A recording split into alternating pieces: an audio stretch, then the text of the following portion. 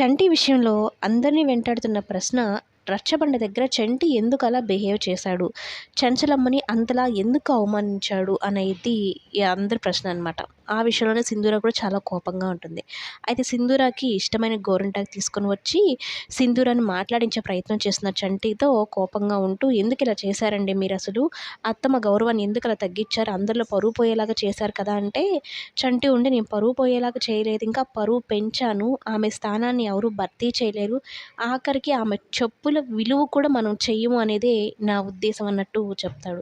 "మీరేం చెప్తున్నారో నాకైతే అర్థం కావడం లేదండి" అంటూ చంటితో సింధూర మాట్లాడితే తన మనసులో ఉన్న అభిప్రాయాన్ని బయట పెడతాడనమాట.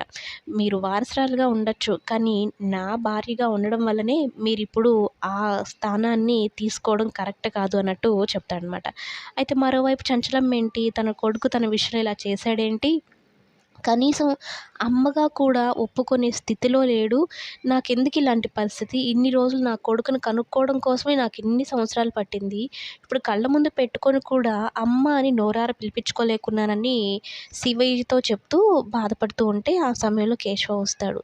ఖచ్చితంగా కాలమే అన్నిటికీ నిర్ణయం ఇస్తుంది. ఇన్ని రోజులు సత్యవతి కొడుకుగా తనున్నాడు కదా! మనల్ని అమ్మా నాన్నలు అనుకోవడానికి తనకు చాలా టైం పడుతుంది. కాలమే అన్నిటినీ మాన్పిచ్చేస్తుంది. ఒక సమస్యకు పరిష్కారం కూడా కాలమే చెప్తుందనైతే చెప్పి తనను ఓదార్చి ఇంటికి తీసుకొని వస్తాడు. ఇంతలో బాబాయ్ కూడా, అంటే ఎప్పుడు బాబాయ్ బాబాయ్ అని తిరుగుతూ ఉంటాడు కదా చంటి, ఆయన కూడా అడుగుతాడు, "రే చంటి, నువ్వు చేసిందేం బాలేదురా, తప్పురా" అని.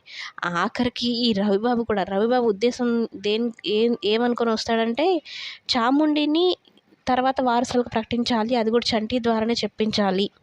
"తమ్ముడు, నువ్వు చేసింది నాకు కూడా నచ్చలేదురా. మనింటి వాళ్ళే కదా ఉండాలి వారసురాలిలాగా. సింధూర మంచి స్థాయికి వెళ్తుంది అనుకుంటే నువ్వేంట్రా ఇలా చేసావు" అంటే, మనింటి వాళ్ళే కదా వారసుల్లాగా ఉండాలి అన్న ఒక మాటని పట్టుకొని చంటి ద్వారానే ఈ చాముండిని వారసురాలిగా ప్రకటించమని ఇండైరెక్ట్‌గా చెప్తాడనమాట చంటికి. కానీ చంటికి కూడా తెలుసు అంత సమర్థత ఆవిడకి లేదు. మాట్లాడితే కోపం అది ఇది ఉంటుంది. న్యాయం, అన్యాయం అనేది తేల్చి చెప్పదు. అలాంటి ఆవిడకి ఎందుకు ఇవ్వాలి అన్నట్టు చంటికి కూడా తెలుసు. ఇది రవిబాబుకి ఒక ట్రైల్ అనమాట. ఎలా అయినా సరే చంటి చెప్తే చంచలమ్మ ఒప్పుకుంటుంది. చాముండిని వారసురాలుగా ప్రకటించేస్తుంది. మన పని కూడా అయిపోతుంది అన్నట్టు అనుకుంటాడు.